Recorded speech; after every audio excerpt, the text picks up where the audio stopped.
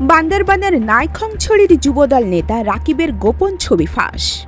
দুই পতিতাকে দুই পাশে নিয়ে শুয়ে থাকার ছবি নিয়ে এলাকায় তোলপাড়। পতিতা ছাড়া ঘুম হয় না এই নেতার। দল থেকে অবিলম্বে বহিষ্কার দাবি। আরাকান আর্মির দালাল তোফাল চেয়ারম্যানের আপন শ্যালক এই রাকিব। বিস্তারিত দেখুন বান্দরবানের নাইখংছড়ি থেকে মঈন তকির পাঠানো প্রতিবেদনে।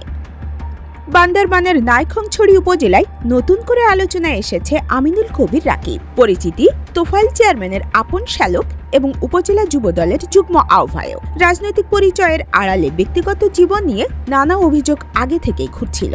এবার সেই গুঞ্জন আরও জোরালো হলো অগ্রযাত্রা প্রতিদিনের হাতে আসা একটি ছবিকে কেন্দ্র করে।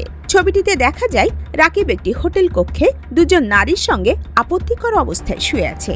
স্থানীয়ভাবে বিষয়টি রীতিমতো তোলপাড়।